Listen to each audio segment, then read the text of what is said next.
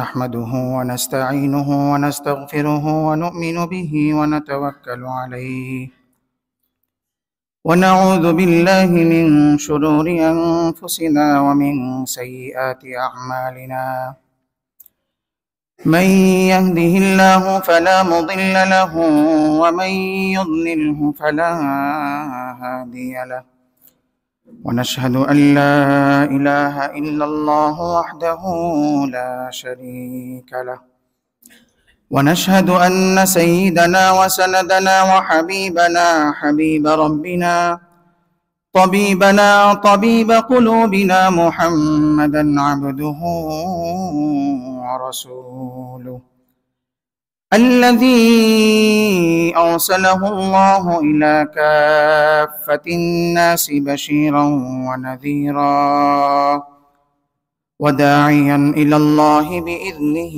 وسراجا وقمرا منيرا أما بعد فقد قال الله تبارك وتعالى في كلامه المجيد وفرقانه الحميد أعوذ بالله من الشيطان الرجيم بسم الله الرحمن الرحيم ومن أعرض عن ذكري فإن له معيشة ضنكا ونحشره يوم القيامة أعمى قال رب لم حشرتني أعمى وقد كنت بصيرا قال كذلك أتتك آياتنا فنسيتها وكذلك اليوم تنسى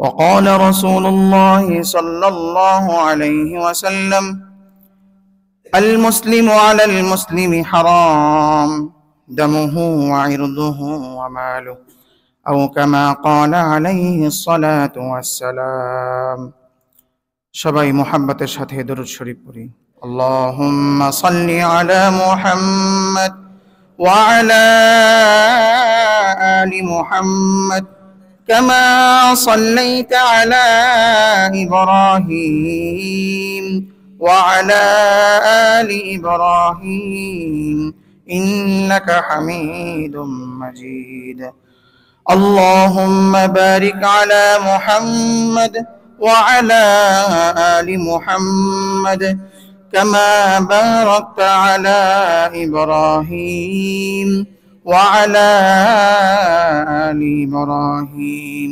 إنك حميد مجيد সবাই কেমন আছেন আলহামদুলিল্লাহ সুম্মা আলহামদুলিল্লাহ আল্লাহ রাব্বুল আলামিনের দরবারে লাখ কোটি শুকরিয়া যে আল্লাহ রাব্বুল আলামিন আমাদেরকে সুস্থ রেখেছেন, আমাদের মস্তিষ্কগুলোকে সুস্থ রেখেছেন, আমাদের ফুসফুসগুলোকে সুস্থ রেখেছেন, আমাদের হার্টগুলোকে সুস্থ রেখেছেন এবং আমাদের শরীরের অন্যান্য অঙ্গ প্রত্যঙ্গগুলি সুস্থ রেখেছেন। এজন্য সকলে বলি আলহামদুলিল্লাহ।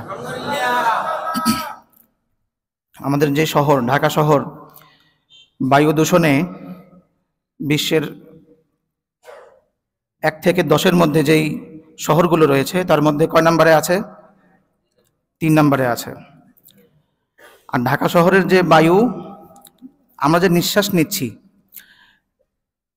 নিঃশ্বাস নেওয়ার মানে প্রতিবার যে নিঃশ্বাস নিচ্ছি এটার ক্ষতি কি?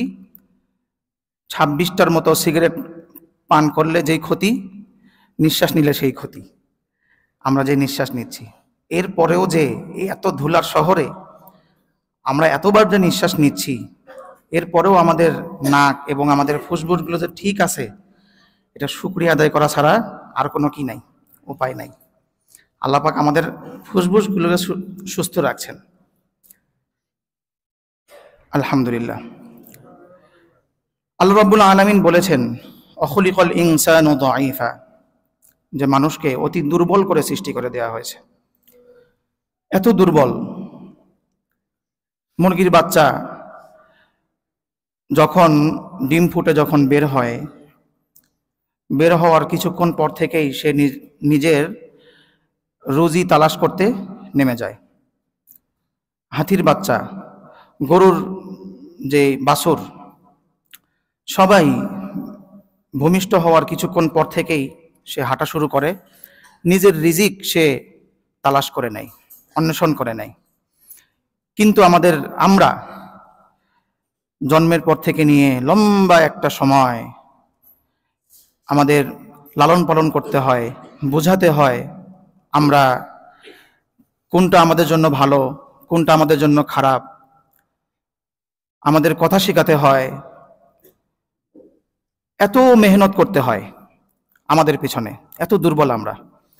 এজন্য কবি বলছেন, মুরগাজ বাইজা বেরু আয়াদের জি তলাবাত, যে মুরগি নিজের ডিম থেকে বের হওয়ার পরেই সে রিজিক তালাশ করে, আর আদমি জাদা নাদারাত খবরাত আকলত মিজ, যে তার ভালো খারাপ, মানুষ এতটাই দুর্বল যে সে ভালো খারাপ নির্ণয় করতে পারে না, যে কোনটা ভালো কোনটা খারাপ, কোনটা হক কোনটা বাতিল, কোনটা সত্য কোনটা মিথ্যা নির্ণয় করতে পারে না। এই হক এবং বাতিল নির্ণয় করতে করতেই সারাটা জীবন লেগে যায়, তাও হক বাতিল নির্ণয় করতে পারে না। এরপরেও আমাদের অহংকারের শেষ নেই, আমাদের নিজের যুক্তির উপরে, নিজের বুদ্ধির উপরে আমাদের অহংকারের শেষ নেই। বর্তমান বিশ্বের একটা বড় স্লোগান, সবচেয়ে বড় স্লোগান হচ্ছে হিউম্যানিজম, মানববাদ।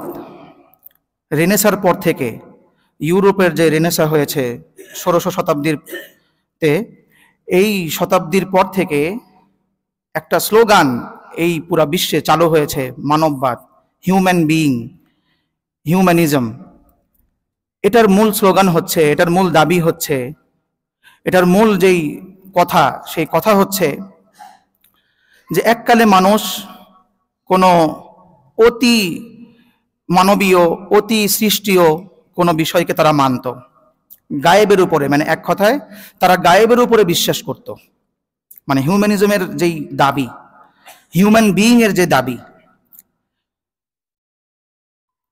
এই দাবি অনুযায়ী তারা বলে থাকে যে মানুষ একটা সময় গায়েবের উপরে বিশ্বাস করত, তারা অনেক কিছু অলীক কথার উপরে বিশ্বাস করত।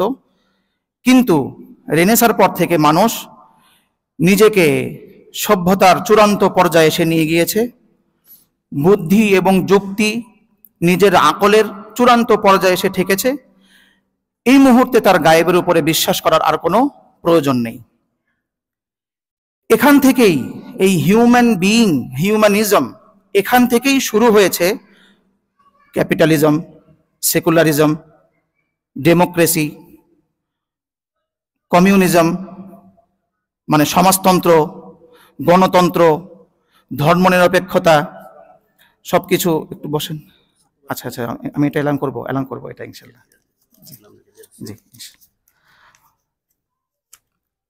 তো এই এতগুলো মতবাদ, এগুলো এক একটা মতবাদ নিয়ে যদি আমরা আলোচনা করি, দেখা যাবে একটা মতবাদ নিয়েই আমাদের যদি ঘন্টার পর ঘন্টা আলোচনা করা হয়, তারপরেও এটা পরিপূর্ণভাবে আমরা বুঝতে পারবো না। এটা পুরোটাই একাডেমিক্যাল একটা বিষয়। কিন্তু এখান থেকে যেই কথা আমরা বোঝাতে চাচ্ছি, সেটা হচ্ছে যে আমরা এত দুর্বল, তারপরেও আমাদের অহংকারের শেষ নেই। এবং বর্তমান বিশ্বের যেই বড় একটা স্লোগান হিউম্যান বিইং, যে আমরাই সবকিছু পারি, আমার বুদ্ধি সবকিছু, আমি তো সব বুঝি। তো একটা সময় আমি দীর্ঘদিন যাবৎ পড়াশোনা করার পর আমি এই সিদ্ধান্তে উপনীত হই যে এখন থেকে আমি নিজে সবকিছু বাছ বিচার করতে পারি। এটা আমরা বলি না, বলেন? এটা আমরা প্রত্যেক মানুষ নিজেকে প্রশ্ন করে দেখি যে আমরা প্রত্যেক, যখন বলা হয় ভাই এই কাজটা খারাপ, আমাকে বোঝাতে হবে না কোনটা ভালো কোনটা খারাপ, আমি নিজেই বুঝি। এটা কিন্তু আমরা সবাই বলি, আমরা বলি কম বেশি একটা সময়, ভাই আমাকে অত বোঝাতে হবে না, আমি সব বুঝি, কোন সময় কি করতে হবে আমাকে অত বোঝাতে হবে না। তার মানে কি, ওই যে হিউম্যান বিইং এর যেই চক্কর, সেই চক্করে আমরাও পড়ে গেছি। স্বাভাবিক, এটা পড়ে যাওয়ারই কথা। এখান থেকে বাঁচার মানে পরিপূর্ণ ইসলামের উপর না আসলে আপনি এখান থেকে বাঁচতে পারবেন না। আপনাকে এই সিদ্ধান্তে আসতেই হবে যে আমি একটা কিছু হয়ে গেছি। এখান থেকেই সবচেয়ে বড় মারামারি, যে হক বাতিলের নির্ণয়, হক কোনটা, বাতিল কোনটা, সত্য কোনটা, মিথ্যা কোনটা, এই নির্ণয় করতে গিয়েও আমাদের নিজের যুক্তির উপরে, নিজের আকলের উপরে আমরা বিশ্বাস করে বসি যে না, আমার বুদ্ধি তো বলছে এটা ভালো, আমি এটা দেখছি, কিন্তু এটার উপরেও একটা সত্য আছে। আমি চোখে যা দেখছি এটার উপরেও একটা কি আছে, সত্য আছে। আর সেই সত্যই হচ্ছে, সেই সত্যের জ্ঞানই হচ্ছে ওহির জ্ঞান, কোরআনের জ্ঞান, সুন্নার জ্ঞান। এই কথা যতদিন পর্যন্ত আমরা বিশ্বাস না করতে পারবো ততদিন পর্যন্ত আমরা মুমিন হতে পারবো না। কথা একদম সিম্পল, একদম সহজ কথা, যে আমি চোখে যা দেখছি, কানে যা শুনছি, অন্তরে যা ভাবছি, হাতে যা ধরছি, এই সব কিছুর সত্যতার উপরেও একটা সত্য এমন আছে যেই সত্যটা আমার জানা নাই, ওই সত্যকে পরিপূর্ণ বিশ্বাস করতে হবে। ওটা বিশ্বাস করা ছাড়া কোনো উপায় নাই। এই জন্য আল্লাহ এই গোড়া থেকেই মানে একদম আমাদের এই সত্যকে, মানে আমাদের যেই সত্যটা যেটা আমরা ভাবি যে চোখে দেখা, কানে শোনা, তারপরে হচ্ছে অঙ্গ দিয়ে কি বলে স্পর্শ করা, জিহ্বা দিয়ে আমরা স্বাদ আস্বাদন করি, চাখি যে তিতা না ভালো, মিষ্টি নাকি এটা অন্য টক হয়ে গেছে, এই সব কিছুর উপরেও সত্যটা কি? এটাই হচ্ছে গায়েব, এটাই হচ্ছে আল্লাহ, এটাই হচ্ছে রসুল, এটাই হচ্ছে কোরআন এবং হাদিস। আমাদের এই বিশ্বাসে আসতে হবে যে চোখে যা দেখছি এটা ভুল হতে পারে, কিন্তু রাসূল করিম সাল্লাল্লাহু আলাইহি ওয়াসাল্লাম যেটা বলেছেন এটা অবশ্যই অবশ্যই সত্য। এটা আমরা বিশ্বাস করি না। আমাদের এক শিক্ষক বলতেন যে বাবা, 2 আর 2 4 এর মধ্যে কোনো ভুল আছে বলেন? 2 আর 2 4 এর মধ্যে কোনো ভুল আছে? এটা তো একদম শতসিদ্ধ কথা। কিন্তু আমাদের শিক্ষক বলতেন যে ঈমান এমন একটা বিষয়ের নাম যে 2 আর 2 4 এটাও কোনো না কোনো দিন ভুল হতে পারে, কিন্তু রসুল যেই কথা বলেছেন, আল্লাহ যেই কথা বলেছেন, এই কথা কোনোদিন কি হবে না? ভুল হবে না। এটা বিশ্বাস করার নাম হচ্ছে ঈমান।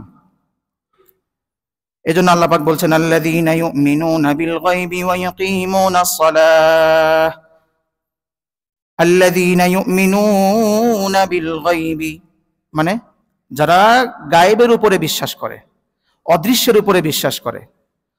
তার মানে অদৃশ্য কিছু বলে একটা আছে, অদৃশ্য বলে কিছু একটা আছে, এটাকে আপনাকে বিশ্বাস করতে হবে, আমাকে বিশ্বাস করতে হবে। আমার ঈমানের প্রথম অংশই হচ্ছে আমাকে অদৃশ্যের উপরে বিশ্বাস করতে হবে। যেটা আমি বুঝে যাই ওটা আবার অদৃশ্য কিভাবে হইল? আমার কথা বুঝতে পারছেন?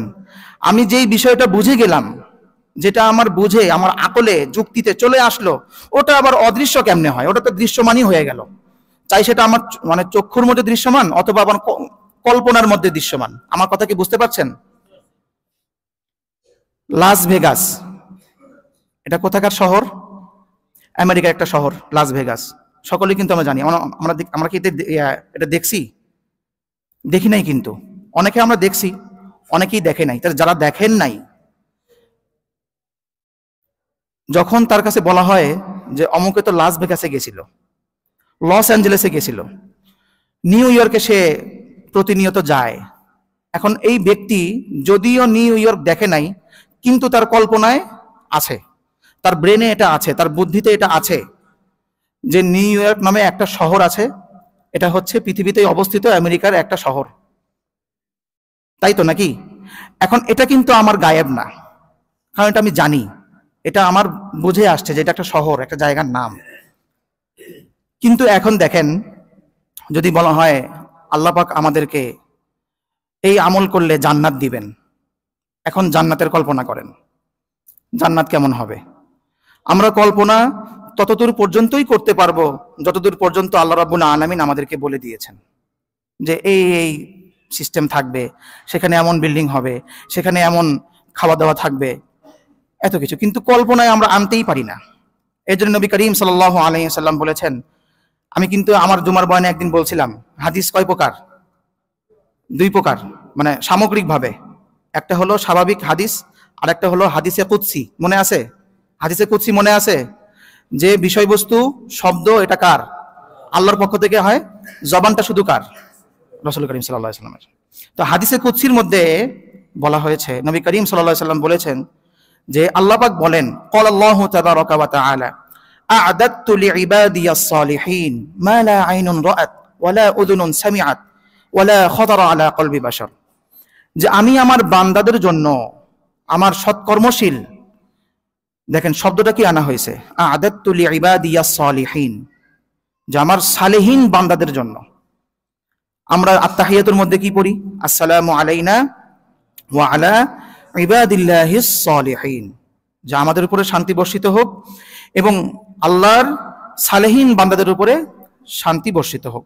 আল্লাহ পাক বলছেন যে আমি আমার সালেহীন সৎকর্মশীল বান্দাদের জন্য এমন একটি স্থান, এমন একটি কি বলে জায়গা আমি প্রস্তুত করে রেখেছি, মা লা আইনুন রাআত, যে স্থানকে, যেই বিষয়গুলোকে কোনো চোখ দেখে নাই, ওয়ালা উযুনুন সামিআত, এবং কোনো কান সেটা শ্রবণ করে নাই, সেটা শুনে নাই, ওয়ালা খাতারা আলা কলবি বাশার, এবং কোনো মানুষের অন্তরে এটার কল্পনা পর্যন্ত আসে নাই, আমি এমন একটা স্থান তার জন্য রেখে দিয়েছি।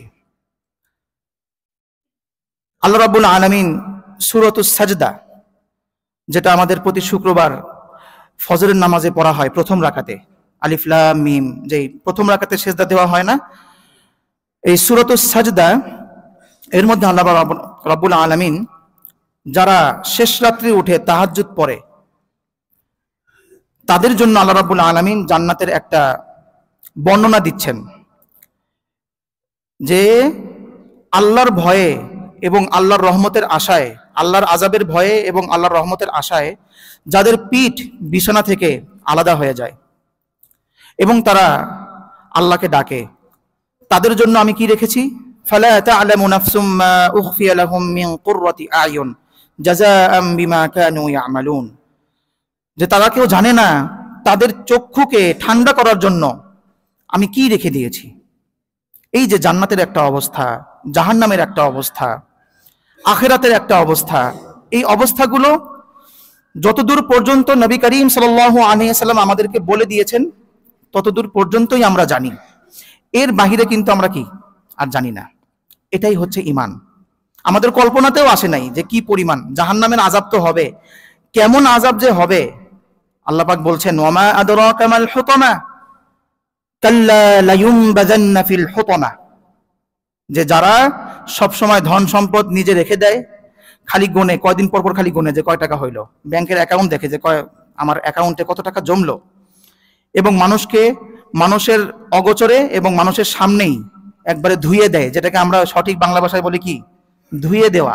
ওয়াইলুল লিকুল্লি হুমাজাতিল লুমাজা, এটা কিন্তু আমরা মাগরিবের নামাজে পড়ি, ওয়াইলুল লিকুল্লি হুমাজাতিল লুমাজা, যে ধ্বংস ওই ব্যক্তির জন্য যে ব্যক্তি মানুষের অগোচরে তারা গীবত করে এবং মানুষের সামনেও তারা মানুষকে অপমান করে। আমরা তো মনে করি যে আরে আমি তো পিছনে বলি না, আমি সামনে বলি, তাকে একবারে আমি ধুয়ে দিব হুইল পাউডার দিয়ে। এই যে ধুয়ে দেওয়া, আল্লাহ পাক বলছেন এই সমস্ত ব্যক্তিরা, এবং আল্লাযী জামাআ মালাহু ওয়া আদ্দাদা, যারা ধন সম্পদ জমা করে এবং খালি গুনে, ইয়াহসাবু আন্না মালাহু আখলাদা, তারা ভাবে যে এই সম্পদ মনে হয় থাকবে, চিরকাল থাকবে। তাদের কি হবে? আল্লাহ পাক বলছেন কাল্লা লায়ুমবাযান্না ফিল হুতামা, যে তোমরা জেনে রাখো এদেরকে হুতামা নামক জাহান্নামে নিক্ষেপ করা হবে। হুতামা কি? আল্লাহ রাব্বুল আলামিন বলছেন ওয়ামা আদরাকা মাল হুতামা, হে নবী আপনি কি জানেন হুতামা কি? নারুল্লাহিল মুকাদা, আল্লাহ পাকের প্রজ্বলিত আগুন। নারুল্লাহিল মুকাদা, আল্লাহ পাকের প্রজ্বলিত আগুন। আল্লাতী তাত্তালিউ আলাল আফইদা, সবচেয়ে কঠিন কথা এটা, সবচেয়ে কঠিন কথা। খালি তো টাকা জমায় রাখি আর খালি কৃপণতা করে, নিজের একটা খরচ সেটাও করি না। কৃপণ কাকে বলে? নিজের খরচের মধ্যেও। আল্লাহ পাক রব্বুল আলামিন, এটা হাদিসের মধ্যে আসছে, ইন্নাল্লাহা ইউহিব্বু আন ইউরা আসারা নি'মাতাহু আলা আবদি, আও কামা ক্বালা আলাইহিস সালাতু ওয়াস সালাম, যে আল্লাহ পাক ভালোবাসেন, আল্লাহ পাক বান্দাদেরকে যে সমস্ত নিয়ামত দিয়েছেন, বান্দা সেই সমস্ত নিয়ামতগুলো অহংকার ছাড়া মোটামুটি ভাবে প্রকাশ করুক, এটা আল্লাহ পাক চান। আল্লাহ পাক আপনাকে সুন্দর কাপড় পরার তৌফিক দিয়েছেন, এতটুকু সম্পদ আপনাকে দিয়েছেন, আপনি পরেন স্বাভাবিক একদম সেরা কাপড়, মানে যেটাকে বলা হয় বখিল, কৃপণতা। তা আল্লাহ পাক বলছেন তাদেরকে নিক্ষেপ করা হবে কোথায়? এই ধরনের কৃপণদেরকে, যারা খালি মাল সম্পদ জমা করে আর খালি গোনে এবং মানুষকে খালি ধুয়ে দেয় গীবতের মাধ্যমে এবং সামনাসামনি অপমানের মাধ্যমে, মানুষকে অপমান করে। আল্লাতী তাত্তালিউ আলাল আফইদা, যেই আগুন অন্তর সমূহকে ছুঁয়ে দেয়। মানে এটা আসলে বাংলা ভাষায় বোঝা যায় না, মানে সঠিক শুদ্ধ ভাষায়। আমরা কিন্তু যখন পারস্পরিক যখন কথা বলি, মনে করেন কোনো ব্যক্তিকে আমি দেখতে পারি না, তখন আমরা কি বলি? যে ওর নামটা শুনলে আমার কলিজাটা একদম জ্বলে যায়, বলি না এরকম করে? বলি না ভাই? যে ওর নামটা আমার, আর বলেন না ভাই ওর নামটা বলেন না, এই নামটা শুনলে আমার কলিজা পর্যন্ত একবারে পিত্তি পর্যন্ত জ্বলে যায়, বলি না এটা? এই জ্বলে যাওয়া, এই জ্বলে যাওয়া কোত্থেকে আসছে? আল্লাহ পাক বলছেন যে নারুল্লাহিল মুকাদা, জাহান্নামের আগুন কেমন হবে? আল্লাতী তাত্তালিউ আলাল আফিদা, কলিজাকে জ্বালাই দিবে, একদম কলিজাকে একদম কালো করাই দিবে। খুব কঠিন কথা, আমি না হয় হেসে হেসে বললাম, কিন্তু অনেক কঠিন কথা। ইন্নাহা আলাইহিম মুকসাদা, যে এই আগুনে তাদেরকে নিক্ষেপ করা হবে এবং তারা এই আগুনের মধ্যে নিক্ষেপিত হবে। ফি আমাদিম মুমাদ্দাদা, বড় বড় আগুনের যে পিলার, এই পিলারের সঙ্গে, স্তম্ভের সঙ্গে তারা বাধা থাকবে। এই হচ্ছে আমাদের জাহান্নামের আগুনের একটা বর্ণনা আল্লাহ রাব্বুল আলামিন দিয়ে দিলেন, কিন্তু আমরা কল্পনা করতে পারবো? কল্পনা করতে পারবো না। এটা হচ্ছে ঈমান। কিন্তু আমাদের সমস্যা হচ্ছে, এটা আমরা ততক্ষণ পর্যন্তই নিই, এই যে জুমার দিন যেমন আমরা আসছি, নিলাম। আমি এটা বারবার বলি, যদি আমরা জুমার বয়ান এই জন্য শুনি যে শুনতে হয়, এখন হুজুর কিছু ভকভক করবে, এই ভকভকটা শুনতে হবে, আর কি করার, তাহলে ভাই আপনার জুমার সময় একটু পরে আসলেই হয়, নামাজের সময় আসলেই হয়। এত আগে আসছেন তাহলে কেন? মসজিদে আমাকে জুমার দিন যেতে হয়, না গেলে মানুষ কি বলে? মানুষ আমাকে বলবে যে এই লোকটা তো জুমার নামাজও পড়ে না, এমন বেনামাজি জুমার নামাজও পড়ে না। তাহলে ভাই আপনার আসার দরকার নেই, না আসলে ভালো। আমাকে মসজিদে আসতে হবে আল্লাহর রহমত পাওয়ার জন্য, এবং এটা কন্টিনিউয়াসলি আসতে হবে। শুধুমাত্র জুমার দিন আসলাম এরকম মুসলমান হয়ে বর্তমানে আমার লাভ নাই। গত সপ্তাহে বলছি না, যে কোনো একটা পক্ষে থাকতে হবে, যে কোনো একটা জোনে আপনাকে আসতে হবে। ওই শুধুমাত্র কিছু সংস্কৃতির হিসেবে, সংস্কৃতির একটা অংশ হিসেবে আমি জুমার নামাজ আদায় করলাম, এটা হবে না, এগুলো দিয়ে হবে না। ছাঁটাই হয়ে যাব আমরা, যদি আমরা এই উদ্দেশ্যে যদি আসি, ছাঁটাই হয়ে যাব। তা আমাদের ইমানের অবস্থাটাও ঠিক এমন, যে হুজুর বলছে একটু বলি শুনি, এগুলো কে মানে, দূর, তাহলে তো হয়েই গেল, তাহলে আর আপনাকে আমার বলার দরকার নাই, আপনি কানে আঙ্গুল দিয়ে বসে থাকেন।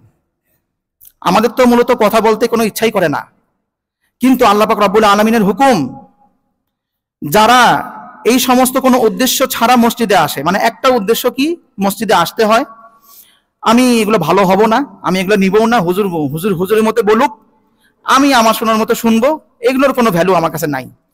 তাহলে আল্লাহ পাক বলছেন ওয়াসাওয়াউন আলাইহিম আনজারতাহুম আম লাম তুনজিরহুম লা ইউমিনুন।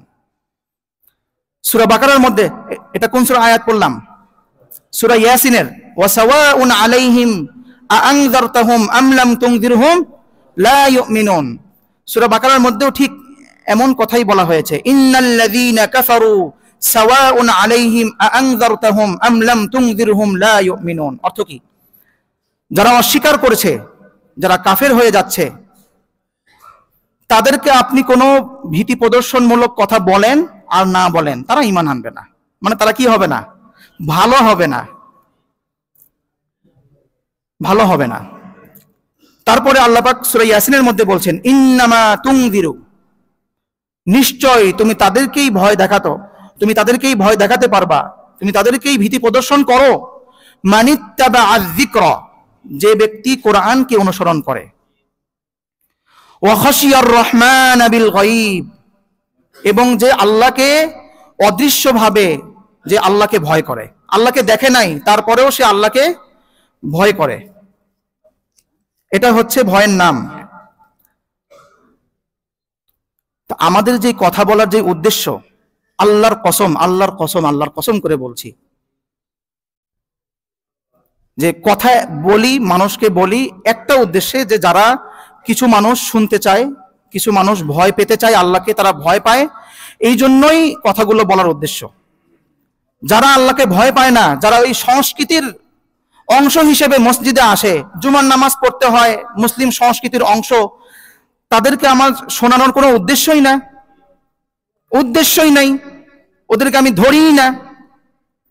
খালি আমি না, কোনো ওলামায়ে কেরাম ধরেই না, এ তো ভয় পাই না, ওকে আমার শোনানোর উদ্দেশ্য কি? কারণ ও তো আস্তে আস্তে কুফরের দিকে চলে যাচ্ছে, সে তো মুসলমানের পক্ষে থাকছে না। কারণ জুমার নামাজ নবী করিম সাল্লাল্লাহু আলাইহি ওয়াসাল্লাম ইরশাদ করেছেন, যে ব্যক্তি পরপর 3 জুমার নামাজ বাদ দিছে, তার কপালে অন্তরে মুনাফিক লেখা যে হয়ে যায়, এটা তওবা করা ছাড়া পর্যন্ত তার কি হয় না, এটা মোছা হয় না। এটা গেল জুমার নামাজ। কিন্তু যে ব্যক্তি আবার এই একই নবী, আমাদের এই নবী বলেছেন, মান তারাকাস সালাতা মুতাআম্মিদান ফাকাদ কাফারা, যে ব্যক্তি ইচ্ছাকৃতভাবে নামাজ ত্যাগ করলো, সে ব্যক্তি কাফের হয়ে গেল। ভাই এত সহজ?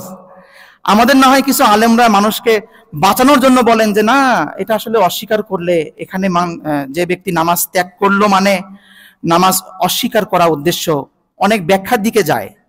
কিন্তু হাদিসের যে শব্দ তারকা, তারকা মানে ছেড়ে দেওয়া, ত্যাগ করা। যে ব্যক্তি ইচ্ছাকৃতভাবে নামাজ ছেড়ে দেয়, সে কাফের হয়ে গেল। তাহলে যে ব্যক্তি আমরা নামাজ পড়ছি না, এখন জুমার সময় তো আমরা ভরপুর মসজিদে আমরা একবারে ভরপুর, আসরের সময় দেখা যাবে 3 থেকে 4 কাতার। তাহলে তো আসলে এখন আমি বলবো না যে কাফের হয়ে গেছেন কি না, কিন্তু নবীর হাদিস অনুযায়ী তো আমরা কাফের হয়ে যাচ্ছি।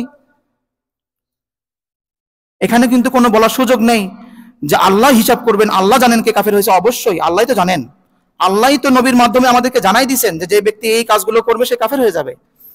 তাহলে যেই ব্যক্তিরা মুসলিম ইসলামের সংস্কৃতি হিসেবে জুমার দিন আসে, ওদেরকে তো আমাদের ধরার কোনো উদ্দেশ্যই না। তো এই জন্য আমাকে আপনাকে অবশ্যই একটা জোনে আসতে হবে, ইমানের জোনে আসতে হবে। আমাদের যুক্তি, আমাদের বুদ্ধি সবকিছু আমাদের সর্বোচ্চ মাপকাঠি না, সর্বোচ্চ মাপকাঠি হচ্ছে কোরআন এবং সুন্নাহ। এই কোরআন এবং সুন্নাহকে ত্যাগ করছি দেখেই আজকে আমাদের মধ্যে এত সমস্যা হয়ে যাচ্ছে, এত মারামারি হচ্ছে, এত হানাহানি, হত্যা, ফিতনা, ফাসাদ হচ্ছে। নবী করিম সাল্লাল্লাহু আলাইহি ওয়াসাল্লাম ইরশাদ করেছেন যে আল মুসলিমু আলাল মুসলিমি হারাম দামুহু ওয়া ইরদুহু ওয়া মালুহু, আও কামা ক্বালা আলাইহিস সালাতু ওয়াস সালাম, যে একজন মুসলমানের রক্ত আরেকজন মুসলমানের উপরে হারাম, একজন মুসলমানের সম্মান আরেকজন মুসলমানের উপরে হারাম, একজন মুসলমানের সম্পদ আরেকজন মুসলমানের উপরে হারাম। মানে তার রক্ত, তার সম্পদ, তার সম্মান নষ্ট করা আরেকজন মুসলমানের উপরে হারাম। আমার অধিকার নেই একজন লা ইলাহা ইল্লাল্লাহ বলনেওয়ালাকে আমি কি করব? হত্যা করে দেব। আমার অধিকার নেই একজন লা ইলাহা ইল্লাল্লাহ বলনেওয়ালাকে আমি অপমান করব সবার সামনে। আমারও কোনো অধিকার নেই একজন লা ইলাহা ইল্লাল্লাহ বলনেওয়ালার সম্পদকে আমি নষ্ট করে দিব।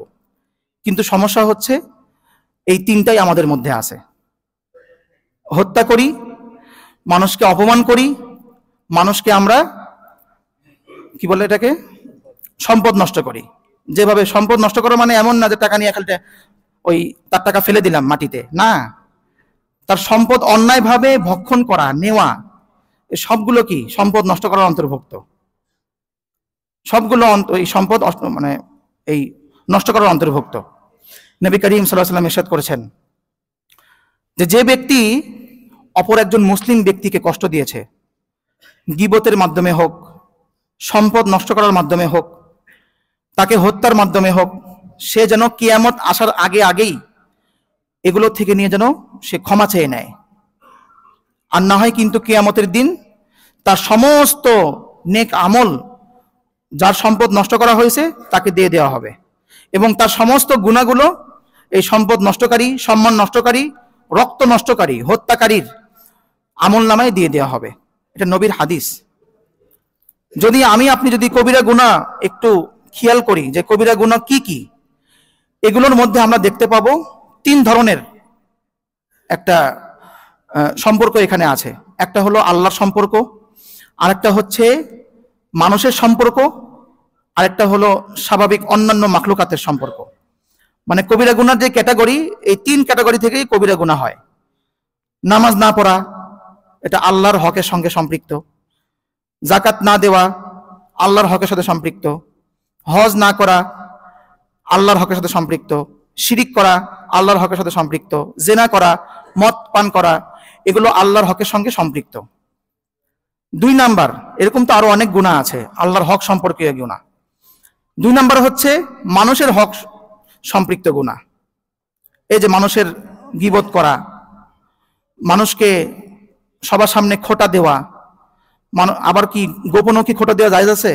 সবার সামনে দেওয়া যায় না বলে গোপনও কি জায়েজ আছে? না, মানে মানুষকে মানে সম্পূর্ণভাবে খোঁটা দেওয়াই জায়েজ না, এটা হারাম। অপমান করা গোপনে এবং প্রকাশ্যে হারাম। তার সম্পদ নষ্ট করা, হত্যা করা, এগুলো গোপনে এবং প্রকাশ্যে হারাম। কিন্তু আমাদের মধ্যে আজকে ঈমান নাই দেখে এই অবস্থার মধ্যে আমরা পৌঁছে গেছি। আল্লাহ পাক রব্বুল আলামিন সূরা নিসার মধ্যে বলেন, ওয়ামান ইয়াকতুল মুমিনা মুতাআম্মিদান ফাজাযাউহু জাহান্নামু খালিদান ফিহা ওয়া গাদিবাল্লাহু আলাইহি ওয়া লাআনাহু ওয়া আ'আদ্দা লাহু আযাবান আযীমা। যে ব্যক্তি কোন মুমিন ব্যক্তিকে, লা ইলাহা ইল্লাল্লাহ বলনেওয়ালা ব্যক্তিকে যে ইচ্ছাকৃতভাবে হত্যা করবে, তার প্রতিদান কি? ফাজাযাউহু জাহান্নাম খালিদান ফিহা, সে ব্যক্তি জাহান্নামে চিরকাল থাকবে। আব্দুল্লাহ বিন আব্বাস রাদিয়াল্লাহু তাআলা আনহু বলেছেন, এটা তার মত, যদিও এই মতের উপরে ফতোয়া না, কিন্তু উনি হচ্ছেন রইসুল মুফাসসিরিন, মানে মুফাসসিরদের সম্রাট। কোরআনে কারীম নবী করিম সাল্লাল্লাহু আলাইহি ওয়াসাল্লাম যেভাবে বুঝেছেন, তারপরে সবচেয়ে বেশি যেই সাহাবী বুঝেছেন ওনার নাম কি? আব্দুল্লাহ ইবনে আব্বাস রাদিয়াল্লাহু তাআলা আনহু। তিনি বলেন যে এই ব্যক্তির তওবাও কবুল হবে না, যদিও কঠোরভাবে বলছেন উনি। কোন ব্যক্তি? যে ব্যক্তি কোন মুমিন ব্যক্তিকে ইচ্ছাকৃতভাবে হত্যা করবে। কিন্তু এখন আমাদের মধ্যে এই ইচ্ছাকৃতভাবে হত্যা হয়ে যাচ্ছে। তা আমরা তাহলে কোন পর্যায়ে আছি? মুমিনের পর্যায়ে আছি? ইমানের সর্বোচ্চ যেই পর্যায়, সেই পর্যায়ে তো আমরা নাই, মোটামুটি এটা আমরা কনফার্ম হয়ে গেলাম সবাই এখানে। কিন্তু যে বলনেওয়ালা, আমি যে বলছি, আমিও একই পর্যায়ের মধ্যেই। আমি তো বারবার বলি 1 নম্বরের মুনাফিক এখানে আমি। তারপরে না হয় সবাই আছেন না আছে সেটা আল্লাহ হিসাব করবেন, কিন্তু আমি আমারটা জানি, আমি 1 নম্বরের মুনাফিক। অনেক সত্য কথা জানি কিন্তু বলি না। দুনিয়াকে মহব্বত করি, মৃত্যুকে ভয় করি, মৃত্যুকে আমি অপছন্দ করি। এই সব কিছুর ভিত্তিতে আমি মুনাফিক। সবকিছুর মানে ইমানের যে উচ্চ পর্যায়ে, এটা আমি নাই। এই জন্য আমাকে আপনাকে আসতে হবে কোরআন এবং সুন্নাহর দিকে। আমি যেই আয়াত তেলাওয়াত করেছি, ওয়ামান আরাদা আন যিকরি ফাইন্না লাহু মাঈশাতান দানকা, যে ব্যক্তি আমার কোরআন থেকে বিমুখ থাকবে তার জীবনকে আমি সংকীর্ণ করে দিব। আমাদের সকলের জীবন এখন সংকীর্ণ, সকলের জীবন কোনো না কোনো ভাবে আমরা একটা প্যারার মধ্যে আছি, সঠিক বাংলা ভাষায় যেটা বলা হয়। এখানে আমরা অনেক ভাই আছি, স্ত্রীর সঙ্গে স্বামীর সঙ্গে কোনো মিল না। আজকে জুমার দিন, জুমার নামাজ পড়ে একটু গিয়ে ভাত খাবো, ওখানে গিয়ে দেখবে যে এখন রান্নাই হয় নাই, গ্যাস নাই, তারপরেও স্ত্রী রান্না করে নাই রাগ করে। এর জীবন তো দুর্বিষহ হয়ে গেছে। কারণ কি? কোরআন থেকে সে বিচ্ছিন্ন হয়ে গেছে। সে তার সম্পদের দিক থেকে সে একটা দৌড়ের মধ্যে আছে যে আমার সম্পদ নষ্ট হয়ে যায় নাকি, সে চিন্তার মধ্যে আছে। মানে সব দিক থেকে সংকীর্ণ জীবনের মধ্যে আমরা পড়ে আছি।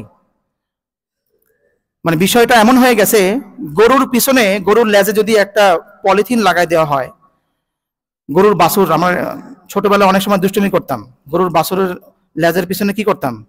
পলিথিন লাগাই দিতাম, এরকম নড়াইতো, আর ভাবতো যে পিছনে মনে হয় আমাকে কেউ মানে ধাওয়া দিচ্ছে, সে দৌড়াইতো। এই যে দৌড়াইতো, আরো বেশি কি করতো, ওই পলিথিনটা বাতাসে উঠতো, আর ও মনে করতো যে আমাকে আবার ধাওয়া দিচ্ছে, এভাবে সে দৌড়াইতোই। তো আমাদের এই অবস্থা ঠিক সেই গরুর বাছুরের মতো হয়ে গেছি, আমরা দৌড়াচ্ছি। কিন্তু কোথায় যেতে হবে? আল্লাহ পাক বলে দিয়েছেন, ফাফিররু ইলাল্লাহ, তোমরা আল্লাহর দিকে চলে আসো, দৌড়াও, আল্লাহর দিকে আসো। নবী করিম সাল্লাল্লাহু আলাইহি ওয়াসাল্লাম হাদিসের মধ্যে বলেছেন যে তুমি আল্লাহর দিকে 1 হাত যদি তুমি আসো, আল্লাহর রহমত তোমার দিকে 2 হাত যাবেন। যদি তুমি হেঁটে হেঁটে আসো, আল্লাহর রহমত তোমার দিকে দৌড়ায় দৌড়ায় যাবে। কিন্তু আমরা সেদিকে দৌড়াচ্ছি না। যদি ভালো হয়ে যাই, তাহলে তো কাম সারছে। যদি আজকে আসর নামাজ পড়তে হয়, তাহলে তো কামটা সারছে। এটা আমি নিজে প্রমাণ। দোয়ার সময় বলি, আল্লাহ আমাদের হালাল সম্পদ দিয়ে আমাদের প্রয়োজন পুরো করে দাও। সবাই বলে আমিন, জোরে কয় আমিন। যেই যখন কই যে আল্লাহ আমার হারাম সম্পদগুলো ধ্বংস করে দাও, আর কি আমিন কয় না। যদি কবুল হয়ে যায়, তাহলে তো হারাম সম্পদ কি হয়ে যাবে? নষ্ট হয়ে যাবে। তাহলে তো আমার কমফোর্ট জীবনটা আমি কিভাবে পাবো? এই কমফোর্ট জোন থেকে আমরা কেউ বের হতে পারছি না। এই জন্য ভাই, আজকে হোক কালকে হোক, আমাকে আপনাকে আসতেই হবে। মরার পরে তো সোজা হতেই হবে। সাপ তো মরার পরে সোজা হয়ই। তো বলা হচ্ছে মরার আগেই কি হয়ে যাও, সোজা হয়ে যাও। কিন্তু আমরা সোজা হব না। মুসা আলাইহিস সালাতু ওয়াস সালাম, আমি কিন্তু আজকে সব কোরআন থেকেই বলছি, কোরআন এবং হাদিস থেকেই বলছি। মুসা আলাইহিস সালাতু ওয়াস সালামকে যখন আল্লাহ পাক নবুয়ত দিলেন, যখন নবুয়ত দিলেন, নবুয়ত দেওয়ার পরে আল্লাহ পাক বলছেন, ইযহাব ইলা ফিরআউনা ইন্নাহু তাগা। হে মুসা, তুমি ফিরআউনের কাছে যাও, সে পথভ্রষ্ট হয়ে যাচ্ছে, সে নাফরমান হয়ে যাচ্ছে। তাকে গিয়ে বলো হাল্লাকা ইলা আন তাযাক্কা, এ ফিরআউন তুমি কি ভালো হতে চাও? ওয়া আহদিয়াকা ইলা রাব্বিকা ফাতাখশা, যদি তুমি ভালো হতে চাও, তাহলে আমি তোমাকে কিছু হেদায়েতের কথা আমি তোমাকে শোনাই, তাহলে তোমার অন্তরে আল্লাহ পাকের ভয় চলে আসবে। ফাআরাহুল আয়াতাল কুবরা, এরপরে মুসা আলাইহিস সালাম তাকে অনেক নিদর্শন সমূহ দেখালো। ফাকাজ্জাবা ওয়া আসা, সে এগুলোকে মিথ্যায়ন করলো এবং সে আবার নাফরমান হয়ে গেল। তাহলে এখান থেকে যেই কথাটা আল্লাহ পাক বলছেন যে মুসা, তুমি ফিরআউনকে গিয়ে বলো যে সে ভালো হতে চায় কিনা। তাহলে আমাদের কাছে ওই একই প্রশ্ন, আমরা কি মূলত ভালো হতে চাই না? তো ভালো হব না। হুজুর আপনি যা বলেন, এত বয়ান যা করেন, ভালো আমরা হব না ইনশাআল্লাহ। অবস্থা এমন। বাস্তব কথা বলছি ভাই, বাস্তব কথা বলছি।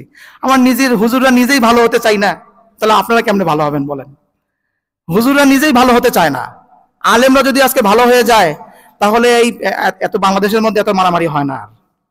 এই তাবলিগ নিয়ে মারামারি হলো, কি একটা অবস্থা। আল্লাহর নামেই কিন্তু হত্যা করছে।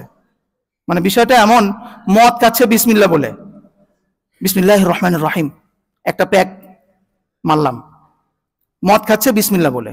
তো ওখানেও তো এরকম আল্লাহর নামেই কি করছে? হত্যা করছে। যে তুমি আমার আমিরকে মানো না, অথবা তুই আমিরকে মানিস, আমি তোকে মারলাম। কোন পক্ষ কে কাকে মানে জানি না, ওগুলোতে যাব না। কিন্তু মারছে কিন্তু আল্লাহর নাম দিয়েই। এজন্য বুঝতে হবে আমি ভালো হতে চাচ্ছি কিনা। ভালো হতে চাই না। তাবলিগ করেও ভালো হতে চাই না, মাদ্রাসায় পড়েও ভালো হতে চাই না, মসজিদে এসেও ভালো হতে চাই না।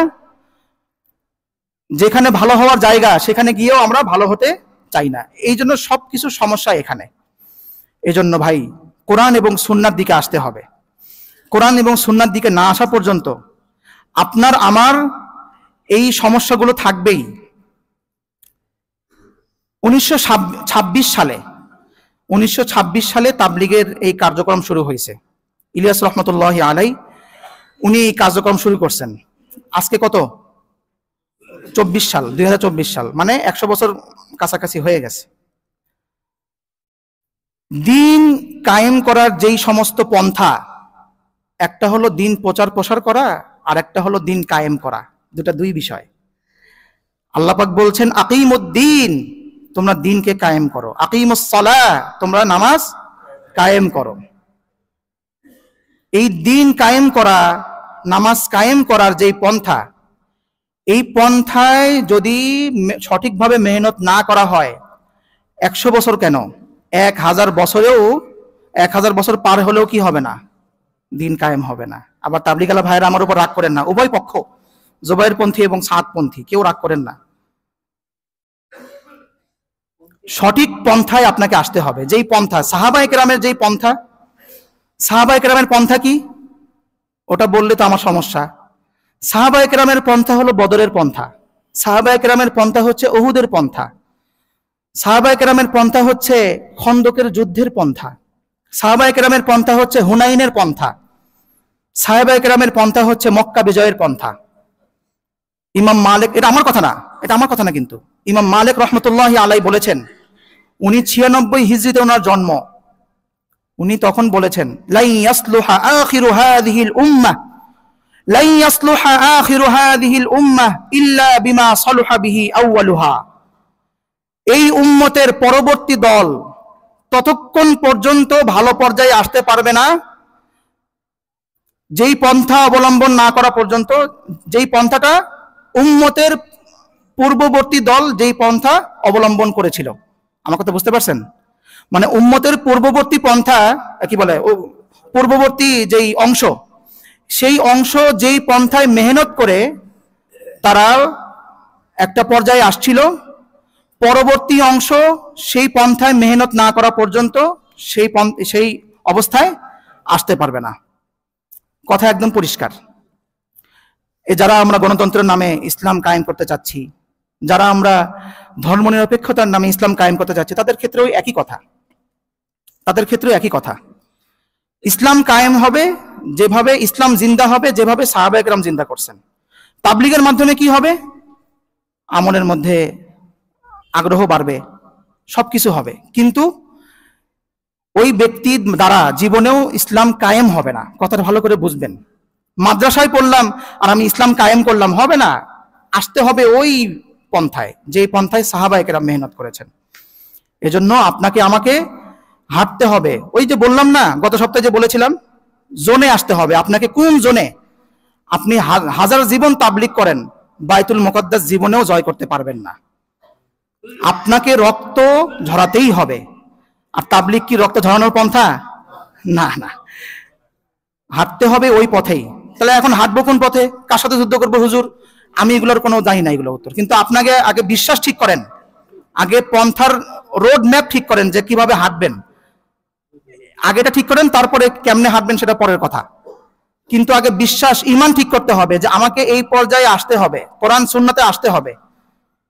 না করে আমি খালি ইসলাম মানে কায়েমের কথা বলছি, এত সহজ না। একজনকে দিয়ে জীবন ইসলাম কায়েম হয় না। যে কোনো একজন ব্যক্তি, বড় ব্যক্তিত্ব, উনি ইসলামের জন্য শহীদ হয়ে গেছেন, আমি ওনার নাম বলছি না, নাম বললে আমাকে চাকরি থেকে আউট করে দিবেন। ওই ব্যক্তি বলেছেন, ইসলাম এমন একটা দুলহান, দুলহান মানে বউ, বউ, বউ, বউ। ইসলাম এমন একটা বউ, বিবাহ হলে কি করতে হয়? বউকে মোহর দিতে হয় না? মানে দিন কায়েম করা এমন একটা বউ, সেই বউকে পেতে হলে তাকে মোহর দিতে হবে। সেই মোহরটা কি? আমাদের রক্ত। রক্তর মোহর না দেওয়া পর্যন্ত ইসলাম কায়েম হবে না।